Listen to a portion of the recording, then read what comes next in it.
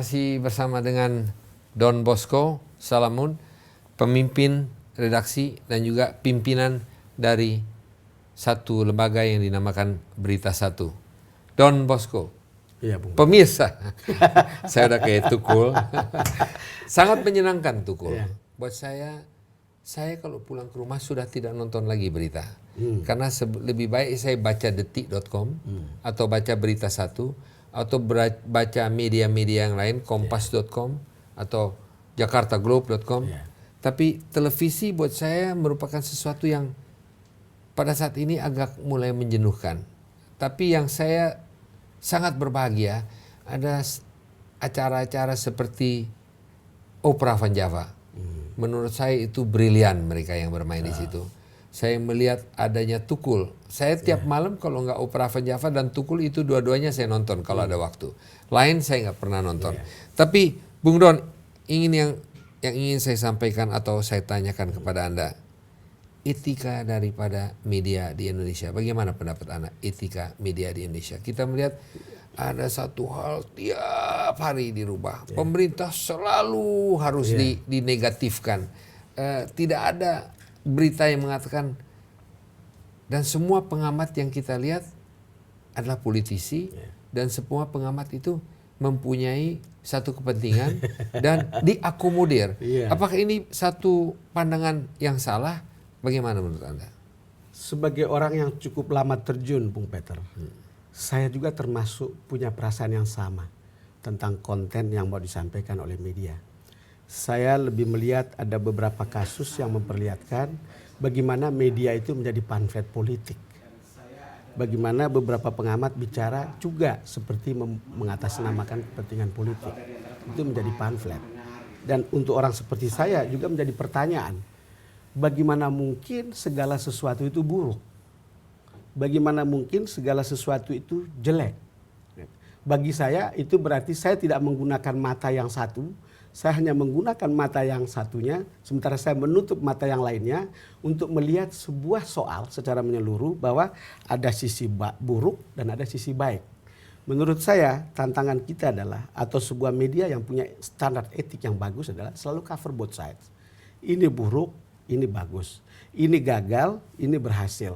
Lalu kemudian kalau kita lihat seperti itu, karena kalau you mengatakan buruk terus-menerus, itu tidak jujur pada publik. Jangan sampai media keluar dari akarnya pada publik, dari publik. Karena ketika seseorang atau sebuah media mengatakan ini nggak benar, ini nggak bagus, ini gagal, ini, saya kira rakyat atau penonton itu punya pilihan sendiri gitu, punya pilihan sendiri untuk melihat, dia tidak benar, tidak sepenuhnya benar, dan pada akhirnya mengatakan, oke, saya tidak sepenuhnya percaya Anda. Karena saya tidak sepenuhnya percaya Anda, saya tidak selalu harus menonton Anda. Dan kalau kita lihat seperti itu, pada saatnya orang akan lihat makin menurun gitu. Maka kalau Bung Peter tadi lebih suka nonton Tukul atau nonton Opera Van Java, menurut saya karena ini lebih menghibur ketimbang kita hiruk pikuk atau hingar bingar dengan cerita-cerita yang jelek. Bukan tidak boleh kritis. Apakah betul kalau saya mengatakan kritis. Berita sekarang tidak perlu ditunggu, berita itu bisa kita cari buat siapapun? Sebetulnya semua source itu kan sudah banyak sekali source berita. Enggak, maksud saya begini. Kalau kita, orang waktu dulu mengatakan, wah saya mau pulang dulu, saya mau tunggu berita jam 7. Saya mau pulang dulu, ini ada berita kejadian ini jam 6:30. Sekarang istilahnya orang tidak perlu menunggu lagi. Karena orang mengatakan kalau saya mau cari berita tinggal saya ke internet. Itu betul. Kemudian saya Google, YouTube, saya Google atau saya Yahoo. Dulu nggak ada istilah Google Me Up atau itu Yahoo betul, Me Up. Peter. Masukkan, kemudian kita bisa melihat berita apa sekarang. Benar sekali Bung Peter, bahwa sekarang tidak perlu menunggu berita dari manapun.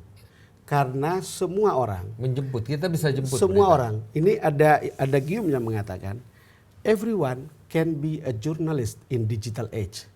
Jadi setiap orang bisa menjadi jurnalis di era digital sekarang ini.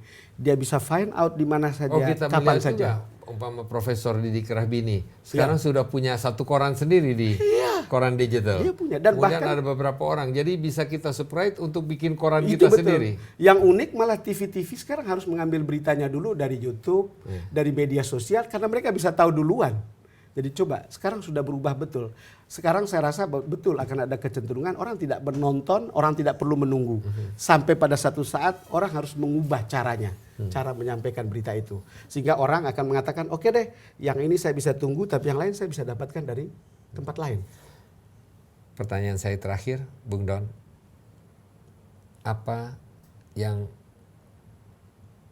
Anda impikan sebagai pimpinan dari Berita Satu? Apa yang Anda impikan Berita Satu jadinya? Dan apa yang Anda impikan untuk diri Anda 10 tahun dari sekarang? Ini pertanyaan yang sangat bagus, Bung Peter. Ada mimpi saya 10 tahun yang akan datang. Secara profesional saya ingin ini menjadi Berita Satu, ingin menjadi sebuah institusi pemberitaan yang sangat kredibel. Saya ingin memberi isi, bukan saja dia akan kritis, bukan saja dia akan memberikan informasi yang edukatif, tapi juga menghibur. Yang jelas kata menghibur tidak berarti karena saya harus menempelkan hiburan di dalam program ini. Tetapi tidak perlu tukul. Tidak perlu. Tidak perlu opera Tidak Java. perlu. But by itself, di dalam setiap program itu orang akan menikmati sesuatu. Karena saya lihat Pak Bung Peter, orang membuat sebuah program supaya itu menghibur, dia tempel musik di dalamnya, dia tempel joke di dalamnya. Itu tidak harus seperti itu. Saya ingin itu akan terwujud dan bersama teman-teman di tim Berita Satu bisa mewujudkan itu. Saya merasa cikal bakalnya akan tampak dan saya harus mempertajam kualitas seperti ini. Nilai edukasinya ada, nilai inspirasinya ada, nilai informatifnya ada, nilai hiburannya ada. Jadi coba, ini sebuah tantangan yang berat dan saya ingin pada satu saat orang menonton ini bukan saja karena dia berguna, bukan saja karena dia juga kredibel karena dia harus menyampaikan informasi, tapi di tengah-tengah itu juga dia enak menghibur. Jadi saya berharap Bung Peter pada satu saat menunggu bukan lagi di opera Van Java atau bukan lagi tukul, tapi menunggu di Berita Satu bahwa ada sesuatu yang enak di situ, informatif, edukatif, inspiring, tapi juga menghibur. Itu impian saya. Impian? Itu impian Sekedar saya. impian? Saya terwujudkan? Selama hidup saya mungkin dianugerahi oleh karunia yang luar biasa bahwa apa yang saya yakini, apa yang saya impikan sampai sekarang itu terpenuhi dan terwujud. Dan saya juga menyimpan keyakinan bersama teman-teman, impian ini juga akan terwujud di Berita Satu TV. Selamat datang. Don Bosco, terima kasih, sukses. Semoga impian Anda nanti dapat kita evaluasi 10 tahun. Terima kasih. Ya, insya Allah kita masih bersama-sama. Ya. Terima kasih Bung Don. Terima kasih Bung.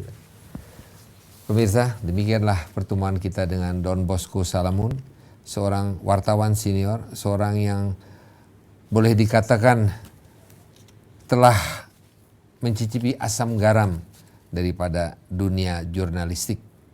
Dan tentunya kita banyak mendapatkan masukan dari pandangannya yang telah disebutkannya barusan bersama kita di sini di program Impact.